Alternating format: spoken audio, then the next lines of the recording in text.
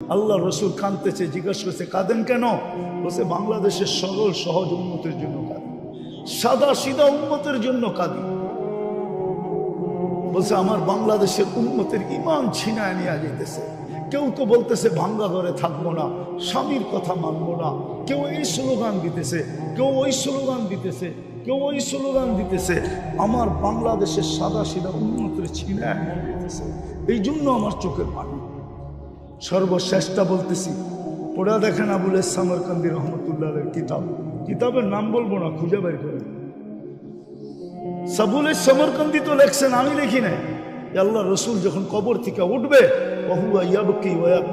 চোখে পানি থাকবে, মুখে চিৎকার থাকবে, জিবরিল ময়দান তো পুরাই খালি, উম্মত কই? উম্মত কোথায় গেল? ডাইনে তাকাই তো উম্মত দেখি না, বামে তাকাই তো কাউকে দেখি না, সামনে তাকাই তো কাউকে দেখি না, পিছে তাকাই তো কাউকে দেখি না। আমার উম্মত কই? জিবরিল সান্ত্বনা দিবে, মা সাক্কাল আরদা আহাদুন ইল্লা আনতা, আপনি ব্যতীত জমিনের উপরে কেউ ওঠে নাই, নিশ্চিন্ত থাকেন, উম্মত এখনো ওঠে নাই, নবী ওঠে নাই, রসুলই উঠে নাই, কোনো উম্মত ওঠে নাই। আপনার উম্মত কোত্থেকে উঠবে? আপনি শান্ত হন, নিয়ে যাবে মাকামে মাহমুদ। বলুক ওলামা মাকামে মাহমুদে বসবে কিনা? অথচ আমার জাতি তো ইউনিয়ন পরিষদের একটা চেয়ার পাওয়ার জন্য মরতে রাজি, মারতে রাজি। নিজের আধিপত্য ঠিক রাখার জন্য দেশ বেচা দিতে রাজি না? রাজি না।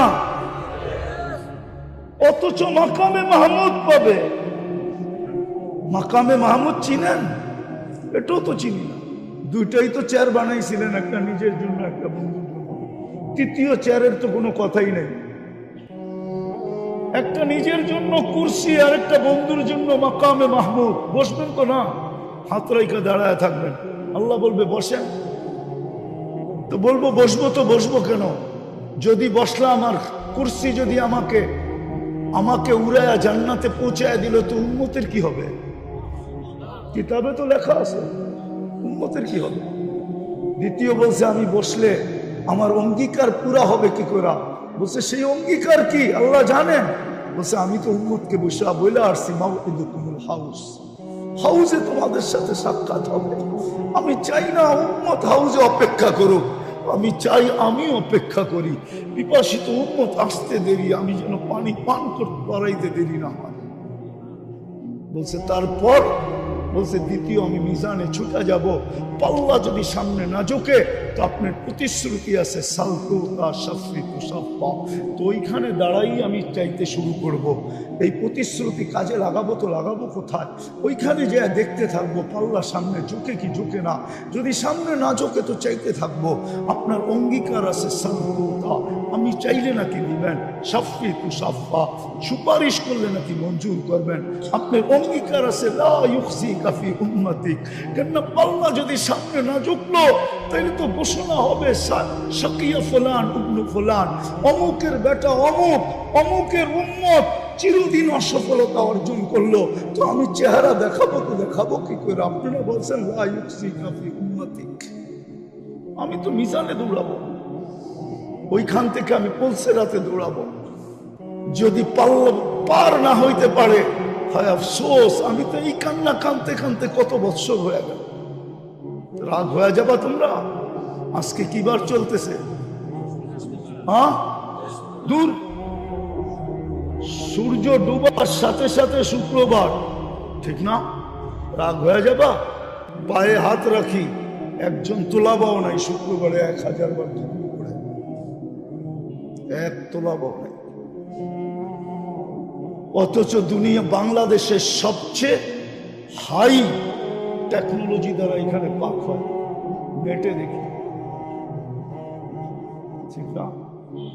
অথচ 1000 বার দরুদ পড়ে, মনে হয় না 500 বারও পড়ে, মনে হয় না 200 বারও পড়ে, মনে হয় না 100 বারও পড়ে। কোনো যুবক নাই যে 10 বার পড়ে। অথচ হুকুম ছিল রাখবেন না, পায়ে হাত রাখবেন। বেতার থেকে বলতেছে, বেতার থেকে, নাইলে বলতাম না, বেতার থেকে বলতেছি। আল্লাহ রসুল হুকুম দিছিলেন শুক্রবারে আমার উপরে বেশি বেশি 6 দিন যাই ঝামেলায় থাকো, শুক্রবার তোমাদের একটু ছুটি থাকে, আমার উপরে বেশি বেশি দূরত্ব জিজ্ঞাস দেখো তোলাবার হাদিসে আছে কি? কিন্তু 1000 দূরত্ব কেউ পড়ে না, অথচ ফুলসেরাতে দৌড়ে যাবে উম্মত ফাইসা গেলে দুরুদের গাঠটি দিয়া পার করায় দিবে, দুরুদের গাঠটি মাথায় দিয়া। আমি লেখি না, ইমাম কর্তবী লেখছে, হাদিস উঠে দেখেন।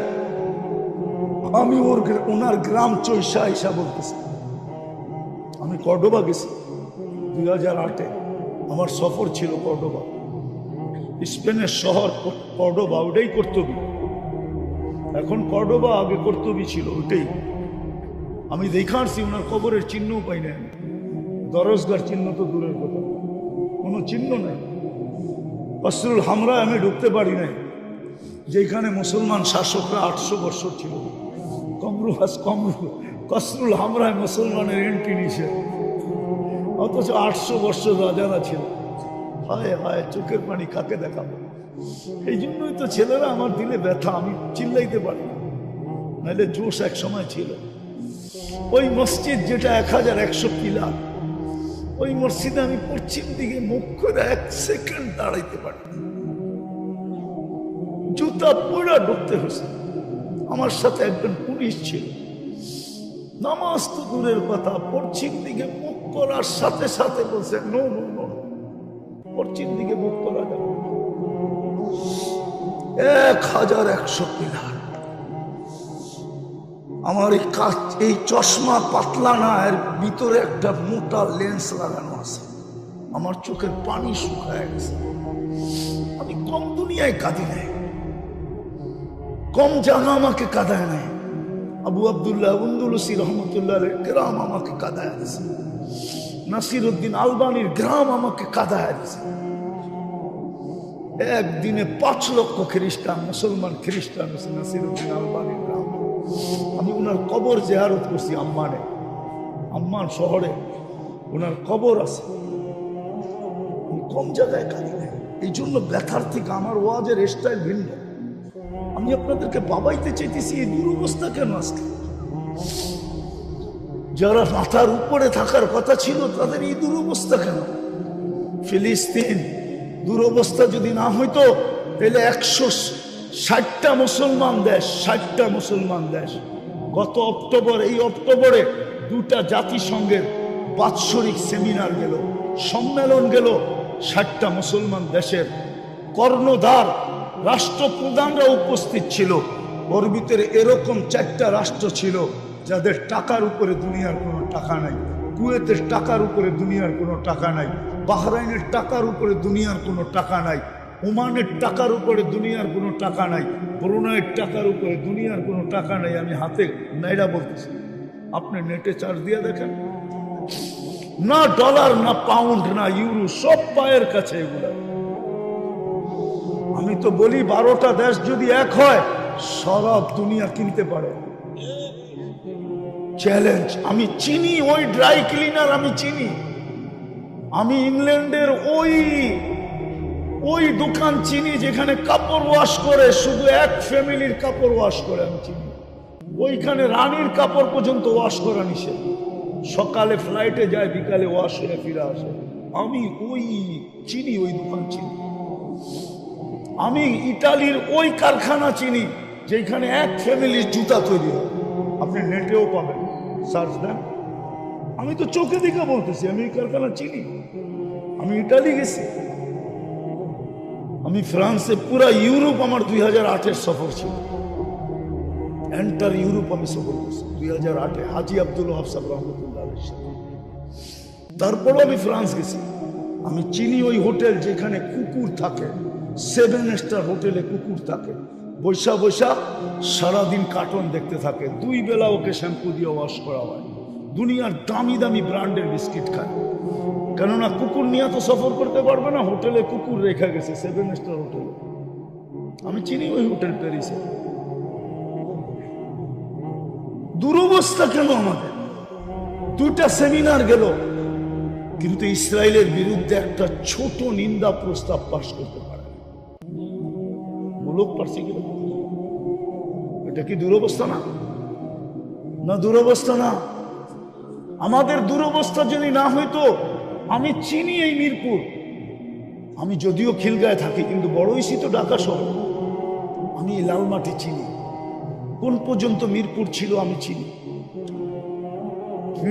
উর্দু হোটেল পর্যন্তই মিরপুর ছিল, শুধু চিড়াখানা পর্যন্তই মিরপুর ছিল, আর মিরপুর ছিল না। আমি চিনি। আজকেও মিরপুরে পাওয়া যাবে প্রাণীবাদীরা শীতের দিনে সকালে জ্যাকেট নিয়ে আসে, সোয়েটার নিয়ে আসে কুত্তারে পরানোর লেগে। না আসে না? নাই মনে হয় মিরপুরে, আমার খিলগায় তো আছে। ফজরের পরে দেখি খাওয়া নিয়ে আসে খাওয়াইতে বৃষ্টির ভিতরে, কিন্তু আজ পর্যন্ত তো কোনো প্রাণীবাদী ইসরায়েলের বিরুদ্ধে ছোট একটা প্রতিবাদ দেখল।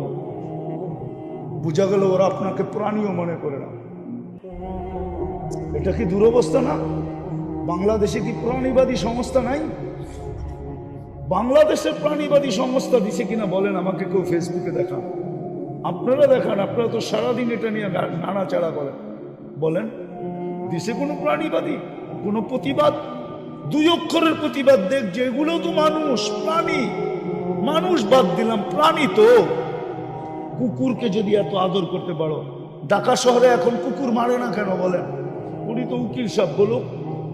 আমি তো ছোটবেলা দেখতাম সিটি কর্পোরেশনের লোকেরা রাত্রে আসতো, ইঞ্জেকশন দিত আর নিয়ে যেত উঠায় গাড়িতে করে। একটা কুকুর মারা দেখেন আপনি? কেন মারে না? কারা করছে হাইকোর্টে এই রিট? এখন তো প্রতিদিন রাত্রে ঢাকা শহরে কুকুরের সম্মেলন হয়। আমার বাসার সামনেই তো 15-20টা থাকে ডেলি। পাহারা দিতে থাকে না সম্মেলন করে, এটাও তো জানি না। কোন গলি আছে কুকুরের সম্মেলন না হয়?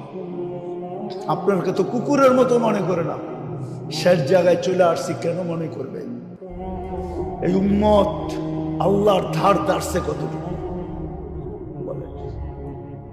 হুজুরদের কথা বাদ দেন, আল্লাহর ধার দাঁড়ছি কতটুকু? আমরা 24 ঘন্টা বক করি আল্লাহটা। আমি তো বলি, যুবক তোমার বাহাদুরির উৎস কি? কি উৎস বলেন? যৌবনই তো যুবকের বাহাদুরির উৎস। নাইলে ওর দিকে কে তাকাইতো? কে ওর হাতে ফুল দিত? কে ওর কাছে বলতো একটু লেখা দাও না, I.U? যদি যৌবনই না থাকতো। পুরুষের বাহাদুরির উৎস কি? পুরুষত্ব। নাইলে ওর পাশে কে ঘুমাইতো? প্রথম রাত্রে ভাইয়া যেত না। মনে হয় বুঝেন না, ফিডার খান তো থেকে বুঝবেন, ঠিক না? প্রথম রাত্রেই তো ভাইয়া চলে যেত। নারীর বাহাদুরির উৎস কি? নারীত্ব। নাইলে ওরে পাশে নিয়ে ঘুমায় কে? ঠিক না? নাইলে রিক্সাওয়ালা হাজারো গালি খায়া বাড়িতে ফেরার পরে পরের দিন রিক্সা নিয়ে বাহির হয় কি করে? যখন স্ত্রী আর বাচ্চার চেহারার দিকে দেখে তো গতকালকের থাপ্পড় পর্যন্ত ভুলা যায়। গালি তো গালি। নাইলে কোনো ভ্যানওয়ালা অটোওয়ালা চালাইতে পারতো না দ্বিতীয় দিন। ডেলি যতগুলা গালি খায়, মাঝে মাঝে যুবকদের হাতের থাপ্পড়ও খায়, ঠিক না? সত্য তো? হ্যাঁ। প্রত্যেক ব্যক্তির বাহাদুরের উৎস কি বলেন? শিক্ষিত লোকের বাহাদুরের উৎস কি? শিক্ষা। শিক্ষার উৎস হলো মেধা। ওকে মেধা কে দিছে? ও BCS ক্যাডার হলো কি করে যদি আল্লাহ মেধা না দিত? 24 ঘন্টা ভোগ করে আল্লাহ। কতটুকু আল্লাহকে মানো? কতটুকু আল্লাহকে মানো? যার কারণে সবকিছু পাইলাম, এত বড় মর্যাদা পাইলাম। আমি দুই একটা দেখাইলাম, ইচ্ছা করলে সুযোগ হইলে সেঞ্চুরি দেখানো যায়। এই উম্মত যে বড় বড় মর্যাদা পাইছেন মুহাম্মদুর রাসূলুল্লাহ। আমি তো বলি এই উম্মত তো এক রাত্র কতদিন? 83 বছর, ঠিক না? 80 বছর বাঁচার পরেও যদি মরে গেল 80 বছর মাথায় কমপ্লিট করা, আর আল্লাহ যদি জিজ্ঞেস করলো কতদিন ছিল? 80 বছর। দে হিসাব। এত রাঘন কে লেগা? দাঁড়ান, এক রাত্রের দিয়া নেই। আল্লাহ যদি বলে এক রাত্র, এক রাত্রই তো 83 বছর। 4 মাস ছিলাম 80 বছর, 80 থেকে 80 বাদ দিয়া দেন, তারপরও 3 বছর 4 মাসের পাওনা আপনার কাছে আমি।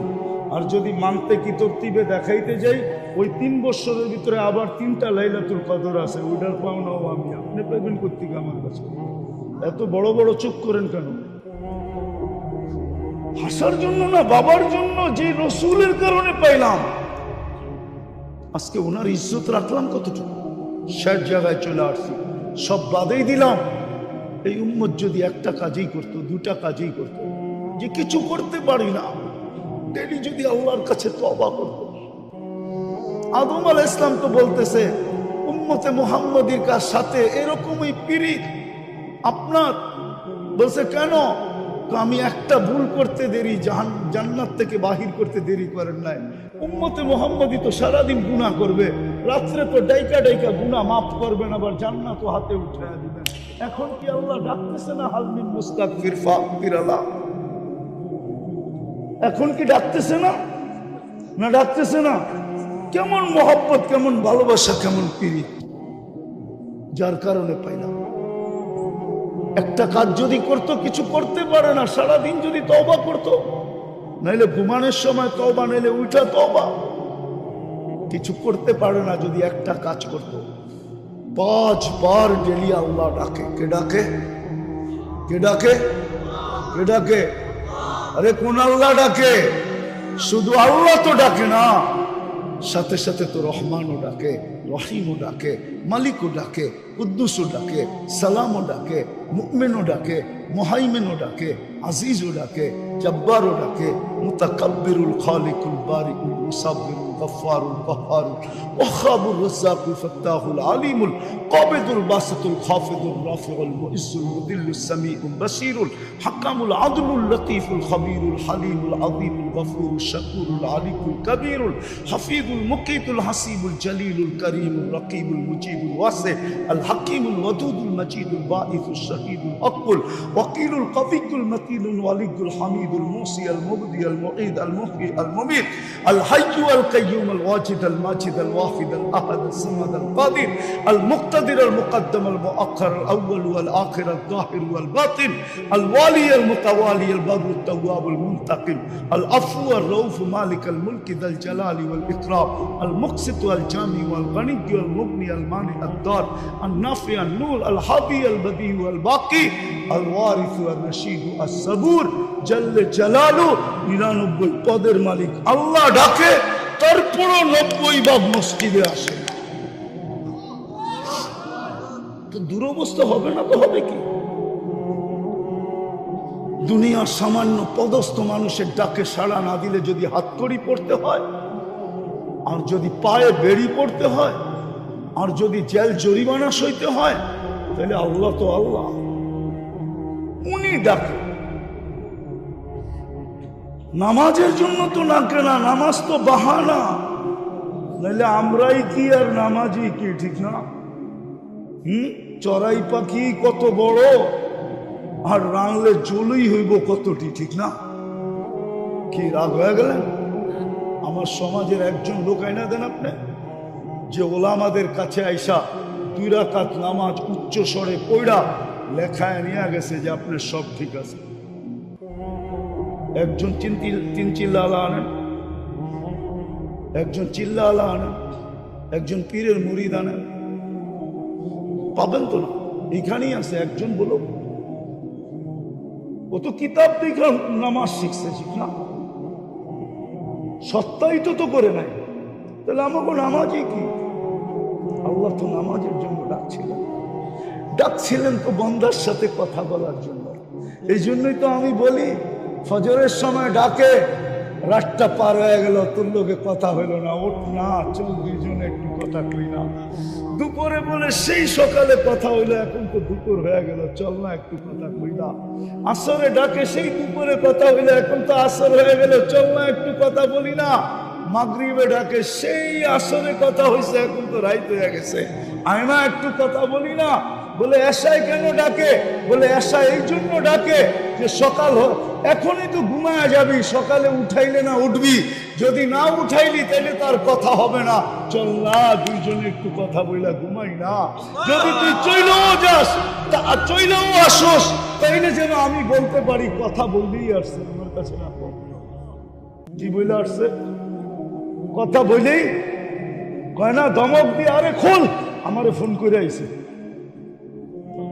কি বলে দমক দিয়ে কি বলে খাদেম রে, আরে খোল, আমারে ফোন করে আইছে।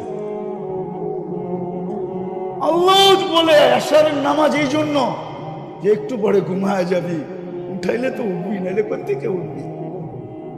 আয় দুইজনে কথা বলে ঘুমাই। আর যদি উঠেই আসলি তাহলে আমি বলে দিব আমার সাথে কথা বলে আসছে, বেশি বিরক্ত করো না, তোমরা ঘুমাইতে দাও আমার পাশে, আমার সান্নিধ্যে রাখো। আজকে 90 ভাগ পড়ে না, বিদায় আসেন, শেষ কথা আসেন, তওবায় অভ্যস্ত হন, তওবা করি তো। আর জানেন আপনারা তওবা কেন নাজিল হয়েছে? নাইলে নাজিল হতো না। কিতাবে আছে ফেরার শয়তান যখন বলতেছিল লাউ বিয়ান্না ইবাদাকা আজমাইন, আমার 1,85,000 বৎসরের ইবাদত জলাঞ্জলি 60টা উপাধি আমি অর্জন করছিলাম, সব ধুলায় মিটা গেল। প্রথম আকাশে আমাকে আবেদ বলে ডাকা হইতো, তারপরে জাহেদ, তারপরে আরেফ, তারপরে তকি, তারপরে ওলি, তারপরে খাজেন, তারপরে আজাজিল। সপ্তম আকাশের উপাধি নিয়ে শেখ সাদি রহমতুল্লাহ আলাইহি কবিতা লেখছেন, তাকাব্বার আজাজিল রাখারে খান অফিল আরশি মকতুবুল ইবলিস। সব জলাঞ্জলি গেছে, আমি সব দিকে গুমরা করে ছেড়া দিব। ফেরেশতাদের কান্নার ভিতরে এই দিনও কাঁদতে ছিলেন, চিৎকার দিয়ে আল্লাহ কি হবে, সব গুমরা করে দিবে। আপনি দেখেন না, ও বলে তো বলে কি, পাগলা বলে তো বলে কি, ওর মাথা নষ্ট হইলো তো হইলো কেন?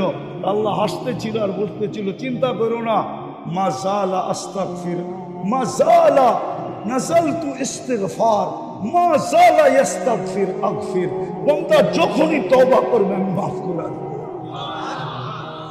আল্লাহ ইস্তিগফার নাযিল করছে, জাতি যদি ইস্তিগফারহুম বাদাল্লাযী আমিলু লাআল্লাহুম ইয়ারজিউন। হাদিসে কুদসিও বলে ওয়াইন তাবু ফাআনা হাবিবুহুম ওয়াইন লাম ইয়াতুবু ফাআনা তাবিবুহুম। আমি অপারেশন করব তোমাদের। এখন অপারেশন চলতেছে আমাদের উপরে, বিদায় তওবা করব ডেলি, সকাল বিকাল 2 বার কমসে কম। একবার ঘুমানোর আগে বললাম ঘুমাই আল্লাহ তওবা করলাম, ঘুমের থেকে উঠা বলি আল্লাহ তওবা করলাম। করব পাক্কা পাক্কা, আল্লাহ কবুল করুক। দ্বিতীয়, আজকের থেকে নামাজ ছাড়ব। ফজরের জামাত লোক সংখ্যায় যতদিন সমান না হবে ততদিন বিজয়ের পালা শুরু হবে না। না না না না, আমার কাছ থেকে অ্যাড্রেস নেবেন, ডকুমেন্টস নেবেন, নিতে পারেন। ওদেরকে এই জন্যই ওরা স্লোগান দিতেছে এখনই সময়। ফজরের তুলনায় জুমায় কোনো মুসল্লি হয় না। এই ডকুমেন্টস তো আমি গ্রহণ করছি, সংগ্রহ করছি 89-তে। হ্যাঁ, 89-এ আমার সফর চলতেছিল দুবাই আর সৌদি আরব। দুবাইতে এক ফিলিস্তিনি আলেম, সে এখনো জীবিত আছে, বড় রাইটার, তার অনেক কিতাব আছে। আমার সাথে দেখা হয়েছে, আমারও বয়স কম ছিল। আমাকে বলতেছিল মুফতি তোমাকে তথ্য দিব। আমি বললো কি? আমার প্রতিবেশী আলেম আছে, সে বাবে লুদে বাস করে ইসরায়েলের ভিতরে। একদিন আমাকে জিজ্ঞাসা করছে ফজরের জুমার তুলনায় তোমাদের ফজরের মুসল্লি হয় কতটুকু? তা আমি বললাম ফজর আর জুমার তোমার সম্পর্কটা কি, আমার একটা তথ্য জানার দরকার আছে। বললো, আমি জবাব দিলাম, কেননা তর্কে জড়াইতে চাই না, ও আমার প্রতিবেশী ইহুদি, আমি মুসলমান। আমি বললাম জুমার তুলনায় আমাদের ফজরের কোনো মুসল্লি হয় না। তো বলছে ইদান নাহনু ফিল আমান, তাইলে আমরা এখনো নিরাপদ। আমাদের কিতাবে লেখা আছে যেদিন তোমাদের জুমার জামাত আর ফজরের জামাত সমান হবে ওই দিন থেকে তোমাদের বিজয়ের পালা শুরু হবে। বিদায় চিৎকার দিয়ে বিজয় আনা যাবে না, লেখা রাখেন। এই জন্য চলেন আমরা মসজিদ পড়ি, নিজেরও নামাজ পড়ি, মাইসের পায়ে ধরে মসজিদ গড়ে দেব। কাম করার আল্লাহ করবে, আমাদের করতে হবে না। এই উম্মতের হাত কালো করবে না আল্লাহ, করেনি না। আরে দাদারটা যখন করেন নাই তো নাতিরটা করে তো করে কি করে? দাদারটাই তো করেন নাই। আব্দুল মুত্তালিবের হাতেই তো কালো করেন নাই আল্লাহ। আব্দুল মুত্তালিব তো বলছিল আমার উট আমারে দে, ঘর ভাঙতে আইসি, ঘরের মালিক আছে, উঠ দে। কি ঠিক না? যাওয়ার সময় যখন পাহাড়ে যাইতেছিলেন বনু হাশেম আর কুরাইশীদেরকে নিয়া, তো শুধু চৌকাঠে হাত রাইখা বলতেছে, আমি চললাম, ইচ্ছা করলে রাখেন, নাইলে ভাঙ্গা ফেলেন, আপনারটা আপনি দেখেন, আমি চললাম। এতটুকুই তো বলছিল, আর বেশি কিছু তো বলে নাই। তো দাদার ইজ্জতি যখন রাখছেন, তো নাতিরটা কেন রাখবেন না? মুহাম্মদুর রাসূলুল্লাহকে মানবে না তো এই মজমা? আমি তো বলি, সমগ্র সৃষ্টির আগে যদি তাকাই মুহাম্মদুর রাসূলুল্লাহ কোথায়, তো আমি দেখি আল্লাহর সামনে বসা। কোরআন আমাকে বলে, কোরআন ইন্নাকা লামিনাল মুরসালিন, ইন্নাকা আল্লাহ সৃষ্টির 1000 বছর আগে বলছে। গ্রামার হিসাবে ইন্নাকা বলা যায় না, ইন্নাহু বলা দরকার ছিল, কেন ছিল না তো ওইখানে? না ছিল, সামনেই ছিল। কোন রূপে ছিল এটা আল্লাহ জানে, ছিল, নাইলে ইন্নাকা কেন বলবে? ছিল। সৃষ্টির 1000 বছর আগে যদি দেখি, তো আল্লাহর সামনে বসা। অস্তিত্বের পরে যদি আমি ভালো মতে তাকাই, তো দেখি কওবা কাউসাইনি আও আদনা সুম্মা দানা ফাতাদাল্লা ফাআওহা ইলা আবদিহি মা আওহা। তো তাকাইলে দেখি আল্লাহর পাশে আরশে বসে। ওই মুহাম্মদুর রাসূলুল্লাহর উম্মতের এই দুরবস্থা। আজকে সবাই দুই হাতে কিলাইতে চায়, একজন মাত্র ধরছে, একজন। কয়জন ধরছে? কয়জন রে ধরছে? হ্যাঁ, হিন্দুদেরকে তো আমরা এই মাটির ভাই মনে করি, ঠিক না? মনে করি না? ওরা আমাদের এই মাটির ভাই, আমাদের ভাষার ভাই। আমাদের দেশে কোনোদিন দাঙ্গা ছিল না, কোনোদিন হবে, আমরা হইতেও দিব না। ভাষা ভিন্ন, ধর্ম ভিন্ন, এটা ভিন্ন কথা, কিন্তু আমরা তো এই মাটির, ঠিক না? এই মাটির না, এই ভাষার না, আমাদের সাথে ওদের কিসের দ্বন্দ্ব?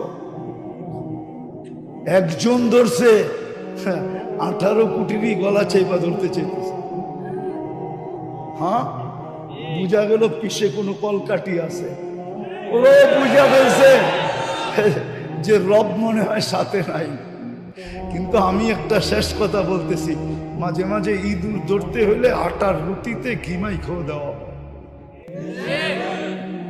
আটার রুটিতে ঘিমাই খাও, কি গিদের দাম কম না বেশি? আমি বলতে চাই, আল্লাহ ধরার জন্যই মনে হয় তোমাদেরকে ঘিমাইখা রুটি দিছে। ঘিমাইখা কি করতেছে? একদিন সকালে উঠা দেখবা আল্লাহ আরেকটা অদ্দোহা নাজিল করে ফেলছে, দুনিয়াকে দেখায় দিবে। যেরকম বন্ধুকে বলছে মা ওয়াদ্দা আকা রব্বুকা ওয়া মা ক্বালা, একদিন সকাল দুনিয়া দেখবে আল্লাহ চিৎকার দিয়া বলবে বন্ধুকেও ছাড়ি নাই, বন্ধুর উম্মতকেও ছাড়ি নাই।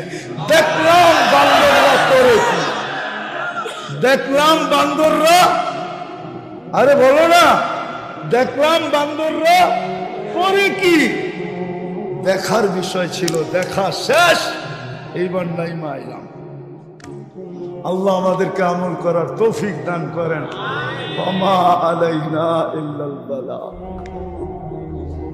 তোমাদের সমগ্র সৃষ্টি যদি ময়দানে জমা হও, আমি শর্ট করতেছি, আর আশা অনুযায়ী আমার কাছে চাও, আমি সবার আশা যদি পুরা করি, আমার ভান্ডারে এতটুকু কমবে না যতটুকু সমুদ্রের সুই ঢুকাইয়া বাহির করে নিয়ে আসলে মাথায় পানি লেগে কমবে। আমার ভান্ডারে এতটুকু কমবে না। তা আপনার ভান্ডারে কি ওই পাথর কম হয়ে গেল, আউট হয়ে গেল? হুকুম দেন না কেন? ভাবেন কেন এই দুরবস্থা? কেন আল্লাহ তাকায়? আল্লাহর রাসূল তো এখনো কবরে কাঁদতেছে। আমি তো 16ই অক্টোবর ছিলাম, আগস্টে ছিলাম মদিনা মুনাব্বারায়।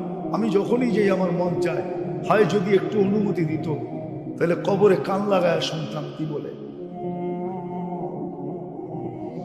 আমি তো পুরা টিম নিয়ে আসতে পারবো এখানে, যারা স্বপ্নে দেখছেন, পুরা জামাত এক স্বপ্ন দেখছেন। আল্লাহ রসুল কাঁদতেছে, জিজ্ঞাসা করছে কাঁদেন কেন? বলছে বাংলাদেশের সরল সহজ উম্মতের জন্য কাঁদি, সাদা সিধা উম্মতের জন্য কাঁদি। বলছে আমার বাংলাদেশের উম্মতের ইমান ছিনায় নিয়ে যেতেছে।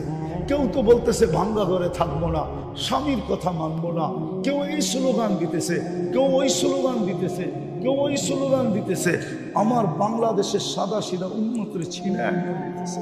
এই জন্য আমার চোখের পানি। সর্বশ্রেষ্ঠটা বলতেছি, ওরা দেখেন আবুল সামরকান্দি রহমতুল্লাহের কিতাব, কিতাবের নাম বলবো না, খুঁজে বের করে। সাবুল সামরকান্দি তো লেখছেন, আমি লিখি নাই।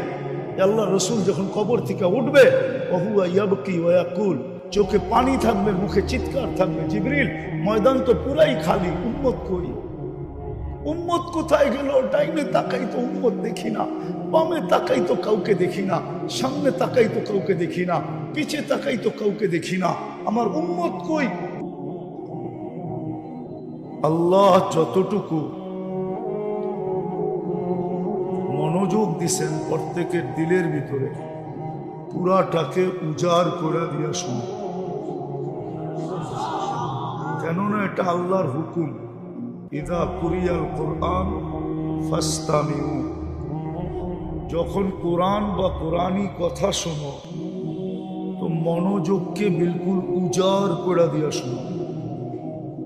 দ্বিতীয় আল্লাহর একটা হুকুম, আনসিতু, যখন কোরআন বা কোরআনী কথা শোনো পরিবেশটাকে বিলকুল নিচুম বানাও, নড়াচড়া পর্যন্ত যেন না হয়। সাহাবা নড়াচড়াও করতেন না, এই জন্যই তো আল্লাহ মেডেল দিছেন, পুরস্কার দিছেন, সামিআনা আতাআনা। আজকে আমাদেরকেও আল্লাহ পুরস্কার দিবে যদি এই দুই গুণে গুণান্বিত হয়ে শুনতে পারি। পরিবেশ নির্জুম, যতটুকু মনোযোগ দিছেন আমার দিলের ভিতরে পুরাটাকে উজাড় করে দিয়া শোনা। প্রথম পুরস্কার হলো ইরজিউ মাগফুরান লাক, যাও তোমাদের গুনাহ মাফ। আর কিছু লাগবে? দ্বিতীয়, বুদ্দিলা সাইয়্যাতিকুম হাসানাত, কোরআনে আছে লাআল্লাকুম তুরহামুন, আমি তুরহামুন দেখাইতেছি। দ্বিতীয় পুরস্কার দিবে গুনার জায়গা নেকি দ্বারা পরিপূর্ণ। তৃতীয় আর চেয়ে বড় একটা পুরস্কার আছে, সেটা হলো ইয়াযকুরুল্লাহ ফী মান ইনদা, আরশে আজিমে আল্লাহ আমাদেরকে নিয়ে আলোচনা করবেন। হয়তো জামিউল উলুমের ছাত্ররা, ওস্তাদরা মিরপুরের প্রথমেই তো আসলাম, একমত নাও হইতে পারে, কিন্তু আল্লাহর সিস্টেম হলো যাকে নিয়ে আল্লাহ আলোচনা করবেন ওকে আর কোনোদিন শাস্তি দিবেন। হ্যাঁ, বিদায়ী তিনটা বড় বড় পুরস্কার মিলবে ইনশাআল্লাহ। এভাবে শুনবো তো? কথা বলার ভঙ্গিও মনে করতে পারেন আর প্রশ্নও মনে করতে পারেন। যেই মানুষটা কুদরতি হাতে অস্তিত্ব নিল, আমরা কিন্তু কুদরতি হাতে অস্তিত্ব নেব। মানুষ আল্লাহর কুদরতি হাতের তৈরি, কুদরতি, সত্য তো না দ্বিমত? খালাকতুহু বিয়াদিয়া, মানুষ কুদরতি হাতের তৈরি। ওলামা বলবে এটা তো আদম আলাইহিস ইসলামকে বলছে, তাহলে কাহিনী মনে উঠলো। এই জন্য আগে বইলা দেখি, যখন প্রথম ঢাকা শহরে মার্সিডিজ বেঞ্চের এসি গাড়ি বাহির হয় ঢাকা টু চিটাগাং এসালামের, অনেকের মনে আছে মনে হয়। আমি বাসে যেতেছিলাম, ওই বাসে আমার পান খাওয়ার খুব স্বভাব, আমার সাথে আবার একাও থাকি না, লোক থাকে। আমরা 2-3 জন ছিলাম, পান খাইতেছিলাম। আমার সামনে 4-5 জন বসা ছিল। একজন খুব নাদুস নুদুস চেহারা, হ্যাঁ, ফর্সা, দাড়ি, পাগড়ি। সাউন্ড যাবে না, সাউন্ড যাবে না, এটা হলো লিপ টাচ। আমি বামে গেলে সাউন্ড টানবে না, ডাইনে গেলে সাউন্ড টানবে না। কানেরটা নিয়ে আসেন ভালো হবে। এটা চিনি আমি, এটা লিপ টাচ বলে। ওকে জিজ্ঞেস করলেন, এটা ওয়াজের জন্য বানানো হয় না, এটা গানের জন্য বানানো হয়েছে। গানালারা ঠোঁটে লাগায়া লাগায়া গাইতে থাকে আর ঘুরতে থাকে। আমার তো এই স্বভাব নাই, আমি ডাইনে বামে দেখেই বলবো। দ্বিতীয় আরেকটা যুক্তি হইল, ওয়াজ শুনতে আওয়াজ লাগে না। আল্লাহর কাছে আওয়াজের শব্দ ছিল, কিন্তু আল্লাহ কোরআনে আওয়াজের কথা বলেন না, ফাস্তামিউ বলছেন। মন লাগাও, ওয়াজের জন্য মন লাগে, আওয়াজ লাগে না। কনসাল্টের জন্য আওয়াজ লাগে, কনসাল্ট আওয়াজ ছাড়া হয় না। আওয়াজ যদি না হইল ভালো, তাইলে গায়িকাও নেমে যাবে। আর যুবকদের কোমরে তো শক্তি আসবে না, ওরা ডান্স করবে কেমনে? ওরা তো ডান্স করে শুধু ড্যাগের আওয়াজে। জিজ্ঞাসা করেন এখানে থাকলে, সবই তো টুপিওয়ালা দেখা যায়, ওদেরকে তো দেখাই যায় না। ওদেরকে জিজ্ঞেস করেন, ডান্স করতে হলে আওয়াজ লাগবে, আর ওয়াজে মনোযোগ লাগবে। তো যেটা বুঝাইতেছিলাম, একজন আইঠা আমাকে উঠা আমাকে বলল যে অমুক, উনাকে চিনেন? আমি বললাম আমি তো ওনাকে চিনি না। তো বলল অমুক পীরজাদা। তো আমার মাথায় লাগলো, আমি বললাম আমাকে আমি বুঝছি পানের গ্রাম যাইতেছে, ভাল লাগতেছে না, বন্ধ গাড়ি, আর কেউ কিছু বলতেছে না। আমি বললাম আমাকে চিনেন? বললো আপনাকে তো চিনি না। আমি বললাম উনি পীরজাদা, আমি নবীজাদা। বড়কে পুরো বাচ্চের লোক হাইসা দিল, কেননা আমি যে নবীজাদা এটা তো কোনো গুনাহ না, ঠিক না? আদম আলাইহিস সালাম প্রথম নবী, ঠিক না? ওনারই সন্তান আমি, ঠিক না? না সন্তান না? আরে সন্তান না, আপনি সন্তান না, আপনি নিজেকে এত ছোট মনে করেন কেন?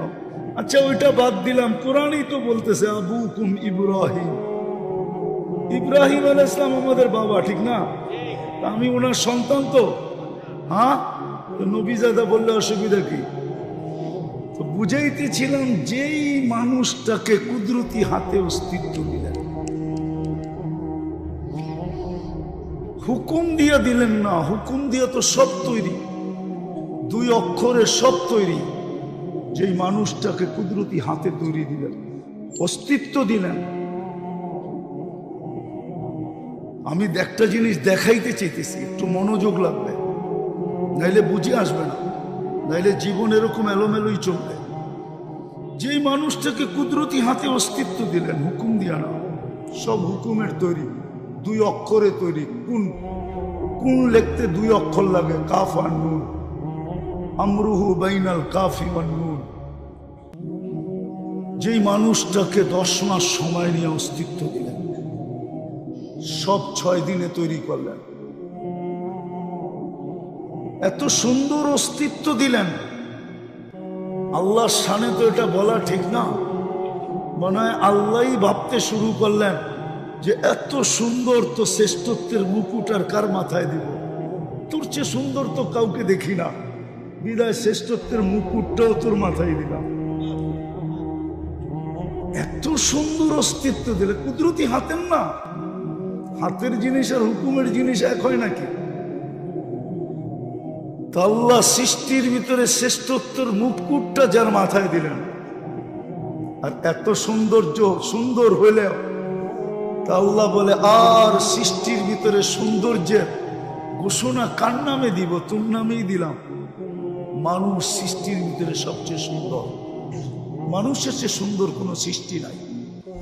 যদিও মানুষ বলে পরী বড় সুন্দর, কিন্তু যুক্তিতে আসে না। পরী যদি সুন্দরী হইতো, কেউ দেখছে আজ পর্যন্ত যে সুন্দরী? কি দেখছো তোমরা? হ্যাঁ, আচ্ছা আরেকটা যুক্তি, যদি সুন্দরী হইতো, এত সুন্দরী, তো কাইলা ছেড়ারে কেন ধরতো? কালোরে কেন ধরবে? ঠিক না? ও তো ওর চেয়ে সুন্দর যুবরাজকে ধরবে, ঠিক না? আছে না কিছু যুবরাজ আমরা মিডিয়ায় দেখি, ওদেরকে তো ধরে না, ধরছে কারে? গ্রামের কালো একটাকে। বুঝা গেল এত সুন্দরী নয়, কাইলাটাই সুন্দর। কালোর চেয়ে সুন্দর কেউ নাই। গঠনের দিক দিয়ে যাকে আল্লাহ সৃষ্টির ভিতরে শ্রেষ্ঠত্ব দিলেন, হায় হায় হায় হায়, যেই মানুষটাকে আর মানুষটার হাতে আল্লাহ পুরো দুনিয়াটা উঠায় দিয়া দিলেন। ধ্যান দিয়া বসতে হবে কিন্তু, নাইলে আল্লাহ ঘোষণা কেন দিলেন? হুয়াল্লাযী খালাকা লাকুম মা ফিল আরদি জামিয়া। মানুষ শুধু দুনিয়া না, এর ভিতরে যা কিছু আছে সব তোর হাতে উঠায় দিয়া দিলাম। শুধু দুনিয়া তো দিলেন না, আখেরাতটাও যেই মানুষকে আল্লাহ দিয়া দিলেন। আমি কিতাবের নাম বলতেছি, আপনারা দেখে নিয়েন। হাবায়েক ফি আখবারিল মালাইক, যদি এই কুতুবখানায় থাকে, আছে কিনা আমি জানি না, কিন্তু কিতাবের নাম হলো হাবায়েক ফি আখবারিল মালাইক। ফেরেশতারা আল্লাহকে বলছিল ফাজা আল্লাহুমুদ দুনিয়া, এদেরকে দুনিয়া দিয়া দেন। আমাদেরকে বলছিল ওয়াজা আল্লানাল আখিরা, আল্লাহ আখিরাত আমাদেরকে দিয়া দেন। তা আল্লাহ প্রতি উত্তরে বলছিল আউফাদ্দিলুকুম আলা মান খালাকতু বিয়াদিয়া, আমি তোমাদেরকে শ্রেষ্ঠত্ব দিব ওদের উপরে যাদেরকে আমি দস্তে কুদরত দিয়ে অস্তিত্ব দিছি। ওয়াকাদ খালাকতুকুম বিআমরি, তোমাদেরকে তো হুকুম দিয়ে অস্তিত্ব দিছি। হুকুমের জিনিসের, হাতের জিনিসের উপরে হুকুমের জিনিসকে শ্রেষ্ঠত্ব দেই তো দেই কি করে? তো বলছে সিদ্ধান্ত জাআলতু লাহুমুদ দুনিয়া ওয়াল আখিরা, আমরা মানুষকে দুনিয়াও দিলাম আখিরাতও দিলাম। ফেরেশতা বলতেছে আল্লাহ আমরা কি করব, আমাদের কাজ কি? তো আল্লাহ বলে আনতুম তাবউন লাহুম তাস্তাখদিমুনাহুম, তোমরা মানুষের অধীন সেবা করবে। সত্যি আমি শিক্ষিত মানুষকে জিজ্ঞাসা করতেছি, দুনিয়ার টেকনোলজির যুগ, আচ্ছা টেকনোলজির দিকে তাকায় দেখেন তো এই মানুষের শরীরটা চলে কি দিয়ে? টেকনোলজি হিসেবে তো চলার কথা না। যদি টেকনোলজি দিয়েই চলতো তাহলে এক একটা অঙ্গে চালানোর জন্য বিরাট বড় একটা প্রজেক্ট লাগতো, শত শত ওয়ার্কার লাগতো। চলে কি দিয়া? ওনাকে জিজ্ঞেস করি চলে কি দিয়া? টেকনোলজির যুগ, টেকনোলজি টেকনোলজি বলে না।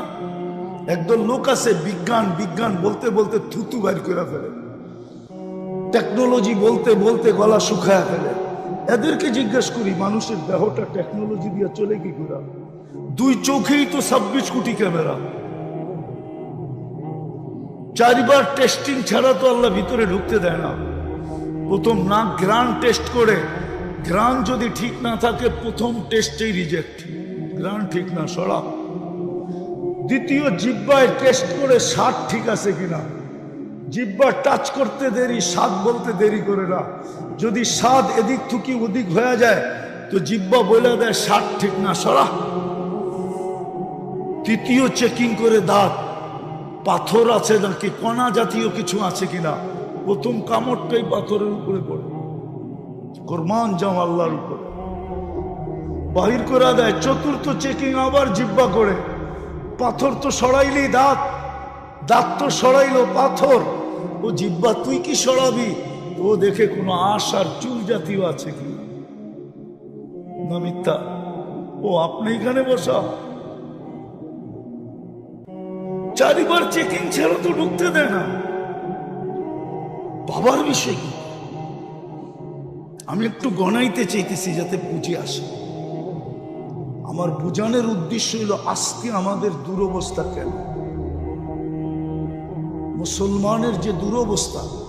আমি একটু ঘুরে ঘুরে আনতে চাইছিলাম আপনাদেরকে যে উম্মতে মুহাম্মদীর এই দুরবস্থা কেন। যে উম্মতকে আল্লাহ নিজের কুদরতি হাতে বাছাই করলেন, হুয়াজতাবাকুম,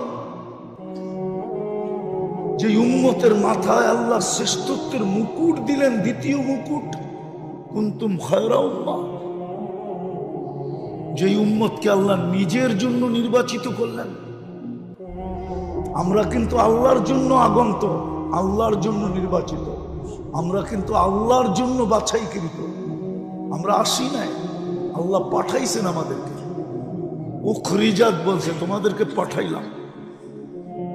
আল্লাহ কেন পাঠাইলেন? আমার জন্য পাঠাইলাম। আল্লাহ নিজের জন্য আমাদেরকে নির্বাচিত করছেন। আমি মিলাই দিব, কোরআন এটাই বলে শুহাদা আলান নাস, কিয়ামতের দিন আমি বিচার কার্য চালাবো, কিন্তু আমি সাক্ষী পাবো তো পাবো কাউকে? সাক্ষী হিসাবে কেউ আমার কাছে পছন্দনীয় না। উম্মতে মুহাম্মদী তোমাদেরকে আমি পছন্দ করলাম, তোমরা কিয়ামতের দিন আমার পক্ষে তোমরা সাক্ষী দিবে।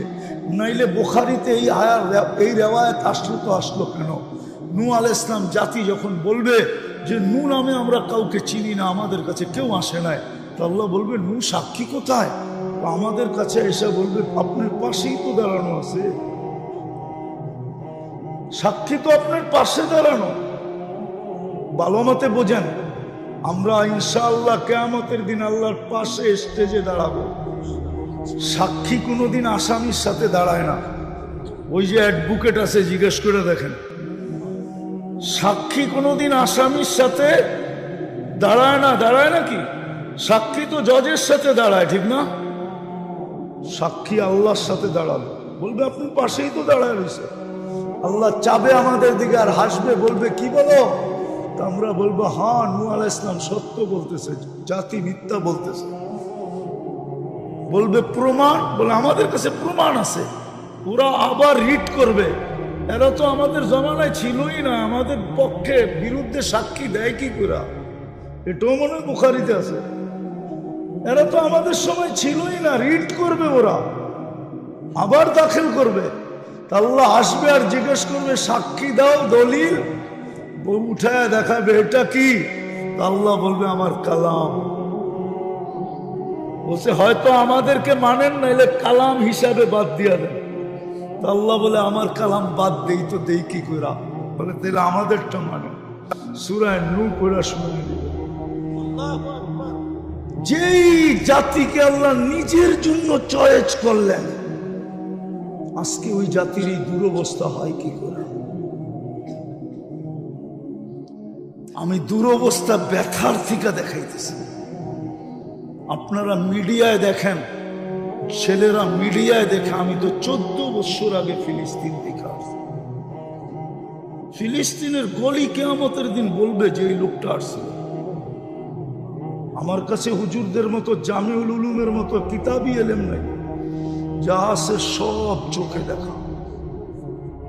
চোখে দেখা বলতেছি, দুরবস্থাটা দেখাইতেছি। আমার যোগ বিয়োগে মিলে না। জামিউল উলুমের মিরপুরের মানুষ, আমার যোগ বিয়োগে মিলে না। যে ফিলিস্তিনে বোম ফাটে কি করে? আফগানিস্তান মাটিতে মিশা গেছে মন মানছে, ইরাক মিশা গেছে মন মানছে, কিন্তু ফিলিস্তিন মাটিতে মিশা যেতেছে, মন মানতেছে না। যোগ বিয়োগ মিলে না। কেননা আমি তো খলিল ইব্রাহিম খলিল আলাইহিস সালামের কবর ফিলিস্তিনে দেখা আসছি, এখনো আমার চোখের সামনে বাঁচে। যদি প্রযুক্তি দিয়ে করা যাইত তাহলে আপনাদেরকে প্রজেক্টর লাগায় দেখায় দিতাম। যেখানে ইব্রাহিম খলিল ঘুমাইতেছে, ইত্তাখাযাল্লাহু ইব্রাহিমা খলিলা, ওইখানে বোম ফাটে কি করে? একটু ভালো মতে বোঝেন। আমি চিল্লানে অভ্যস্ত না। আর এটাই সত্য, যারা দুনিয়া ঘোরে ওদের ভিতরে জোশ থাকে না। আমার ভিতরে জোশ নাই, এটাই সত্য। যেখানে খলিলের কবর, আপনারা আমাকে যুক্তি দিয়ে বুঝান, ওইখানে বোম ফাটে কি করে? একদিকে তো ইব্রাহিম খলিল শোয়া, নবীরা তো কবরে জীবিত, এটা তো সুন্নতুল জামাতের আকীদা। দেহ মাটির উপরে হারাম।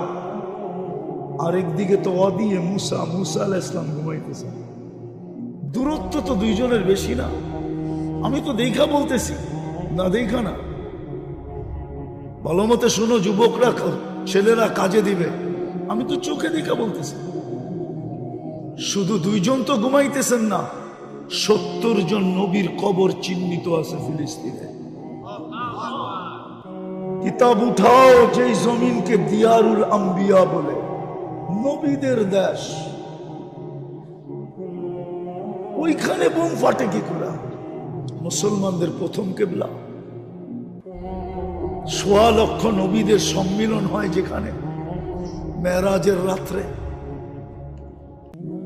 1.25 লক্ষ নবীদের সম্মিলন কেন হয়েছে? ওইদিকে যেতেছি না, হারায়া যাবো তাইলে। যেখানে সাইয়্যিদুল আম্বিয়া ইমামতি করে। আমরা তো আমাদের নবীজিকে চিনি না, সব ওয়াজ মাহফিল দিয়া তো। দুঃখ তো এইখানেই লাগে। এত বড় মাদ্রাসায় যদি ওয়াজ মাহফিল দেয়, তাহলে শানে রেসালত কোন জায়গায় দিবে? তাহলে সিরত মাহফিল কোন জায়গায় দিবে? তাহলে শানে সাহাবা কোন জায়গায় দিবে? শানে ওলামা কোন জায়গায় দিবে? আজকেই তো আমি একটু আগে মৌলানারে দেখাইতেছিলাম হাদিস বাড়ি করে, আমার জাতি জানে না ওলামার কদরে কি মিলবে। এই মাগরিবের পরে এই যে মৌলানাকে দেখাইতেছিলাম, যদিও স্ক্রিনশট ছিল, কিতাব আমার কাছে আছে, কিন্তু কেউ চাইলে দিব না, কেননা কিতাবের কালার বলে এই কিতাব দেওয়া যাবে না, নাড়াচাড়া করলেই পৃষ্ঠা ভাঙ্গা শেষ হয়ে যাবে। আমি তো মৌলানাকে দেখাইতেছিলাম, আমার জাতি ওলামার উপরে আঙ্গুল উঠাই কি করে? অথচ আল্লাহ রসুল তো বলতেছে মান আহাব্বাল ইলমা ওয়াল উলামা ফালাহুল জান্নাহ।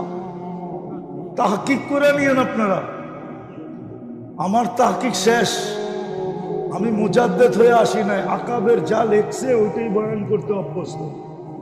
আমি আকাবেরদের উপরে আঙ্গুল উঠাইতে চাই না, কেননা আমি তিরমিজি রহমতুল্লাহ আলাইহির জীবনী পড়ছি, তো এই জন্য ভিতরে গাইতা গেছে। তিরমিজি রহমতুল্লাহ আলাইহি বলছিলেন, আমার চেয়ে বয়সে একদিন যে বড়, ওর ভিতরে আমার চেয়ে 100 গুণ খায়ের বেশি, কেননা ও আল্লাহর রসুলের জমানায় আমার চেয়ে একদিন আগে। আর যে যত আল্লাহ রসুলের জমানার আগে হবে, ওর ভিতরে খায়ের তত বেশি। জয়ীফ আর কবিল হয়ে আপনারা চিল্লা চিল্লি করেন, আমার কাছে এটা নাই। আমি তো দেখবো লেখছে কে, ওর নাম নিয়ে মানুষ রহমতুল্লাহ আলাই বলে কি বলে না। আমি তো এখন চিন্তা করি, আমি যে আঙ্গুল উঠাবো সুফিয়ানে সৌরির উপরে, আরে কি বলে জালালউদ্দিন সুয়ুতির উপরে, জালালউদ্দিন সুয়ুতি বইলা তো ডেলি কুঠি মানুষ রহমতুল্লাহ আলাই পড়ে। আমি যেদিন মরা যাব, আমার নাম নিয়ে তো কেউ রহমতুল্লাহ আলাই পড়বে না, বলবে আলা বালা মরছে ভালা, মর গিয়া মরদুদ, না পড়ো সালাম না পড়ো দুরুদ। হইতেও তো পারে। তো যেটা বুঝাইতেছিলাম, জাতি কি করে উলামাদের উপরে আঙ্গুল উঠায়, অথচ আল্লাহ রসুল তো বলে মান আহাব্বাল ইলমা ওয়াল উলামা, যে আলেম ইলম আর উলামাকে ভালোবাসবে ফালাহুল জান্নাহ, আমি নবী তার জন্য গ্যারান্টি দিতেছি জান্নাতে। কিন্তু জাতি তো উম্মতের উপরে আঙ্গুল উঠায়, উলামাদের উপরে আঙ্গুল উঠায়, এটাই আমাদের স্বভাব হয়ে গেছে। তো যেটা বলতেছিলাম, আমার যোগ বিয়োগ মিলে না যে ফিলিস্তিনের এই বোম ফাটে কি করে, আপনাদের মিলে কিনা জানি না, যে এখানে ইব্রাহিম খলিল, আমার যোগ বিয়োগ মিলে না। এই উম্মতের এই দুরবস্থা হবে কেন? যে উম্মতকে আল্লাহ নিজে বলতেছে উলাইকা লাহুমুল আনতুমুল আলাউনা, তোমাদেরকে নিচে যাইতে কখনো দিব না। উলাইকা লাহুমুল আমান, নিরাপত্তার চাদর দিয়ে তোমাদেরকে ঢাকা রাখবো। লাহুম রিজকুন কারীম, তোমাদেরকে পাখির মতো আমি পালবো। লাহুম হায়াতান হায়াতান তাইয়্যিবা, পছন্দের জীবন তোমাদেরকে দিব। আজকে উম্মতকে দুই হাতে কিলাই কি করে? আল্লাহ করে তো করে কি, তাকায় না তো তাকায় না কেন?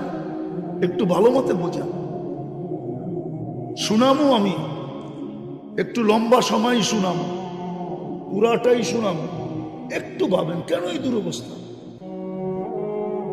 আফগানিস্তান মাটিতে মিশায় দিল, ইরাক মিশায় দিল, লিবিয়া মিশায় দিল, ফিলিস্তিন মিশায় দিল, লেবানন মিশাইতেছে, তারপরে কার বাড়ি আসবে কে জানে।